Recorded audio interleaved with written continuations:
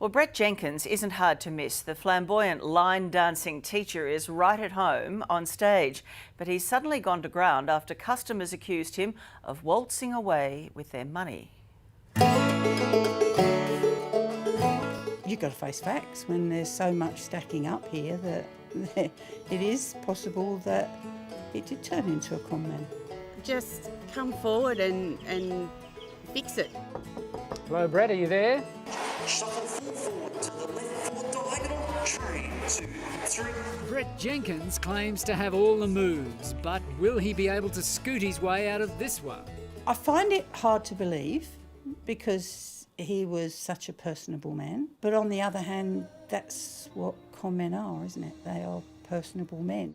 For more than 10 years, the twinkle-toed teacher has been lighting up dance halls across Australia, organising and running everything from workshops to weekend getaways, even cruises for those with a love of line dancing. People like Linda Summers. He was a lovely man. He was approachable, he had a wonderful sense of humour, he was patient, and I think a lot of the older ladies used to treat him like their son, you know. This is Brett recording some of his students during a Hawaiian line dance cruise last year. Little did anyone know this would be one of the last cruises Brett Jenkins would run. And the 37-year-old was about to sail off into the sunset, accused of taking his customers' line dancing loot, leaving a large number of victims in his wake. My best bet is he's fled the country. Sue James claims she's been left out of pocket after signing up to a Brett Jenkins workshop that was to be held on the Gold Coast during this year's Australia Day long weekend. My debt was $495. When I first realised, it was a couple of weeks before Christmas, and I was trying to contact Brett to find out when my flights were going over to the Gold Coast from Perth, and there was just no answer. So I actually rang the hotel that we're staying at in the Gold Coast, and they told me that the event was cancelled. That's when Sue decided to do some digging, putting a call out on Facebook to anyone else who'd seemingly been ripped off by what looked like to be a fancy-footed fraudster, and the angry comments rolled in. I think by about the second week, we had come up with at least $35,000 of people that had been hurt, and that's just in our little group. There's people from New Zealand, Tasmania, New South Wales, Perth, just everyone all over has been affected. While the amounts people claimed they were owed varied from under $500 to almost $3,000, the stories were much the same. They'd handed over their cash to Brett Jenkins and he simply hadn't delivered. The more things that got cancelled, the more you realised you weren't going to see your money.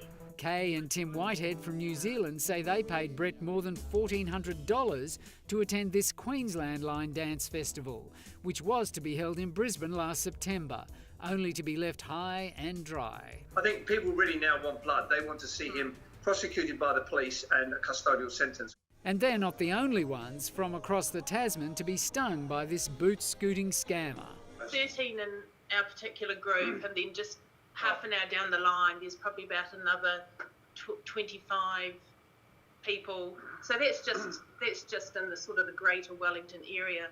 Sure, there are plenty of other New Zealanders are also affected. 70-year-old Linda Summers first crossed paths with Brett at one of his workshops back in 2006.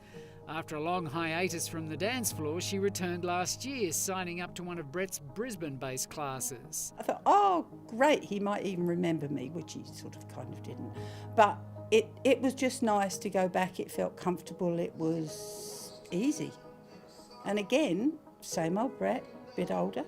For 6 months, the classes ran like clockwork, but in February, Brett vanished. They were all outside the door, and I went up and said, what's the go? He's not here. Well, why not? His classes right across Brisbane ceased and nobody has seen him since. This is where Brett Jenkins lives. Clearly no one's answering the door this morning. I can see that the police have already been by to visit him.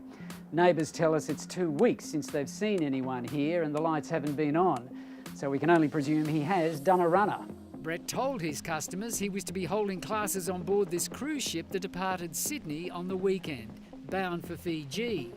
Of course, he was a no-show, another getaway he'd promised and didn't deliver on. Just come forward and fix it. Just say what's wrong and communicate with people. The heartache would have been so much less if he had just communicated. And a lot of people that do the line dancing classes, as I said with him, were older people.